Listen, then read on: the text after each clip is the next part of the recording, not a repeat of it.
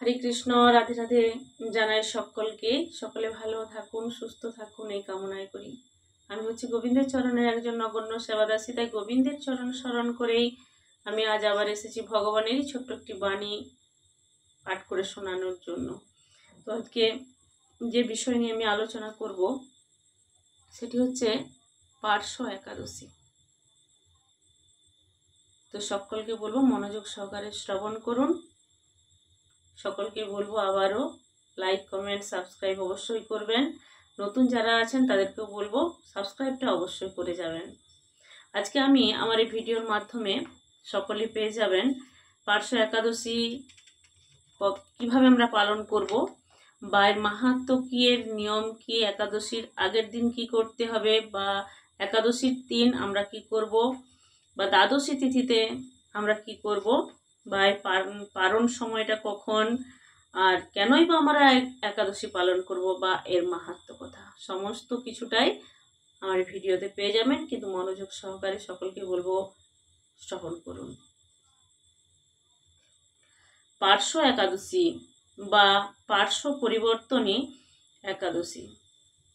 এই একাদশী হলো ভাদ্রপদ মাসের শুক্লপক্ষের একাদশী তিথি। একে অনন্ত একাদশী, জলপুলি একাদশী বা জয়ন্তী একাদশীও বলা হয়।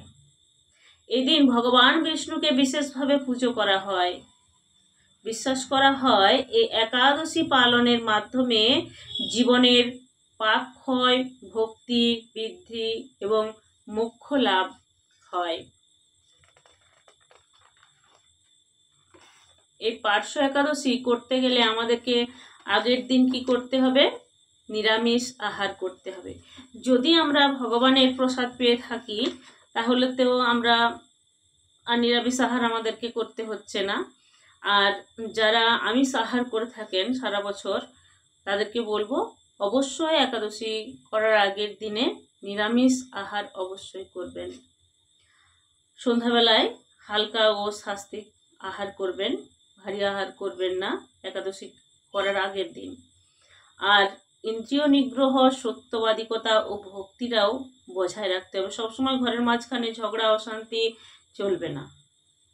একাদশী তিথির দিন কি করবেন? সকালে উঠে স্নান সেরে নতুন বস্ত্র পরিধান করে ভগবানের সামনে গিয়ে বসুন এবং ভগবান শ্রী বিষ্ণুর বিগ্রহকে ভালোভাবে স্নান করিয়ে তুলসী মঞ্জুরি দিয়ে, তুলসী পত্র দিয়ে, পুষ্প, ফুল, ধূপ, দীপ সমস্ত কিছু জ্বালিয়ে ভগবানকে মালা পরিয়ে তাকে তুলসী মঞ্জুরির মালা গেঁথে দিয়ে 108টি তুলসী দিয়ে ভগবানের নাম করুন। 108টা তুলসী পাতা দেবেন, গলায় মালা দেবেন। তখন সবসময় সর্বত্র একটাই কথা বলবেন, ওম নমো ভগবতে বাসুদেবায়। ভগবান সন্তুষ্ট থাকেন, ভগবান খুশি থাকেন। একাদশীর দিন শস্য, ডাল, চাল খাওয়া বর্জন করতে হবে। কেউ পূর্ণ উপবাস করতে পারেন, আবার যারা পারবেন না তারা কিন্তু ফল আহার, দুধ এবং ফল খেতে পারেন, নতুবা সাবু খেতে পারেন।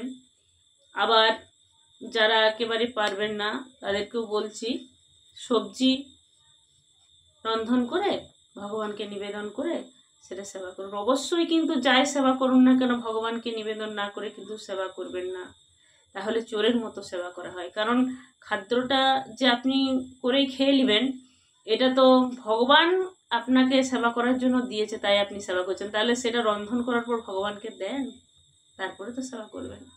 অবশ্যই ভগবানকে দিবেন, তারপর সেবা করবেন। সেই খাবারটা দেখবেন অমৃতের মতো স্বাদ হয়ে যায়। দিনভর ভগবান বিষ্ণুর নাম স্মরণ ও ভক্তিগীতি, ভজন, কীর্তন ভগবানের সামনে করুন। আবার করতে পারেন রাতও জাগতে পারেন, সারা রাত ধরে ভগবানের ভজন কীর্তন করতে পারেন, অথবা রাত 12টা পর্যন্ত ভগবানের নাম গান করে আবার ভোরবেলায় উঠে ভগবানের আরতি করতে পারেন। অবশ্যই কিন্তু ভগবানের আরতিটা ভক্তি ভরে করবেন। দ্বাদশী তিথিতে কি করবেন? সকালে স্নান সেরে পূজা শেষে ভগবানের নৈবেদ্য নিবেদন করবেন, ব্রাহ্মণ বা ভক্তদের প্রসাদ বিতরণ করে তবেই কিন্তু এই ব্রতটা ভঙ্গ করবেন। ব্রাহ্মণ ভোজন করাবেন এবং যথাসাধ্য গোমাতাকে অবশ্যই কিছু না কিছু সেবা করাবেন। এই ব্রতটা আমরা কবে পালন করব সেটা আমি বলে দিচ্ছি। এইবার এই 2025-এ আমরা একাদশীটা পালন করব মঙ্গলবার 2রা সেপ্টেম্বর 16ই ভাদ্র রাত্রি 12:58 হইতে বুধবার 17ই ভাদ্র 3রা সেপ্টেম্বর রাত্রি 1:47 পর্যন্ত। তাহলে আমরা একাদশীটা আমরা পালন করব 17ই ভাদ্র বুধবার 3রা সেপ্টেম্বর। এই একাদশী আমরা পালন করব।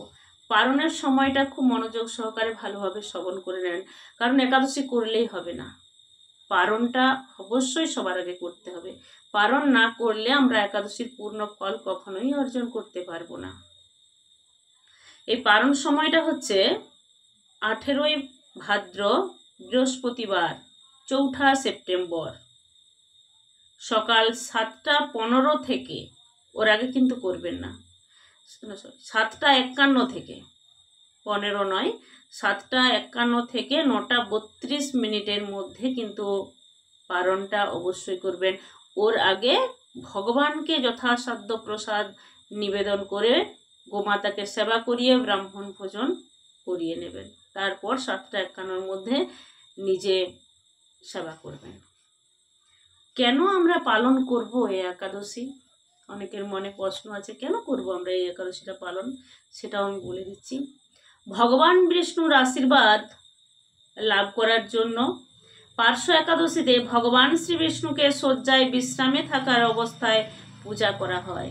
এই পূজার ফল হচ্ছে অপরিসীম, সেজন্য আমরা পালন করব। আবার পাপ ক্ষয় বা মুক্তির জন্য আমরা পালন করব। শাস্ত্রে আছে এই ব্রতের ফল স্বরূপ জন্ম জন্মান্তরের পাপ নাশ হয়ে যায়। আবার করতে পারি সৌভাগ্য ও শান্তির জন্য, দাম্পত্য কল্যাণ, সংসারের সুখ শান্তি ও সমৃদ্ধির জন্য বিশেষভাবে ফলপ্রদ, এই জন্য আমরা একাদশীটা পালন করে থাকি। আচ্ছা, এই যে একাদশীটা, পার্শ্ব একাদশীর সময় আমাদের আরেকটা জিনিস হয়ে থাকে, সেটা হচ্ছে অনন্ত ব্রতটা এই পার্শ্ব একাদশীর দিন থেকে শুরু হয়ে যায়। অনেকেই করে থাকেন এই অনন্ত ব্রতটা। এই অনন্ত ব্রতটা কিভাবে কেমনভাবে করতে হয়, এই পার্শ্ব একাদশীর দিন থেকে অনেকেই অনন্ত ব্রত একাদশীটা সূচনা করা হয়। এটি করতে হয় 14 বছর, 14 বছরের জন্য এটি পালন করতে হয়। ভক্তির গভীরতাও বাড়ে। একাদশীর উপবাস মানে ইন্দ্রিয় নিগ্রহ ও ভগবানকে স্মরণ করা। এর মাহাত্ম্য হচ্ছে ভগবান শ্রীকৃষ্ণ নিজে বলেছেন, কাকে বলেছেন? যুধিষ্ঠির মহারাজকে বলেছেন যে পার্শ্ব একাদশীর ব্রত পালন করেন তার অশ্বমেধ যজ্ঞের সমান ফল লাভ হয়। এই ব্রত পালনে মানুষ জন্ম মৃত্যু বন্ধন থেকে মুক্তি পায় এবং ভগবানের ধামে গমন করেন। একবার যদি আমরা সে ভগবানের ধামে গমন করতে পারি, তাহলে কি আমাদের জীবনে আর কিছু লাগবে? আর কিছুই চাই না আমাদের। তাই সকলকে জানাই হরে কৃষ্ণ, রাধে রাধে। মায়ার জগৎ থেকে বেরোতে গেলে আমাদেরকে ভগবানের চরণ অবশ্যই ধরতে হবে। তো চলুন সকলে মিলে একবার বলি, হরে কৃষ্ণ কৃষ্ণ কৃষ্ণ হরে হরে, হরে রাম রাম রাম হরে হরে। হরে কৃষ্ণ, হরি বল, রাধে রাধে। সকলকে বলবো সাবস্ক্রাইব অবশ্যই করবেন।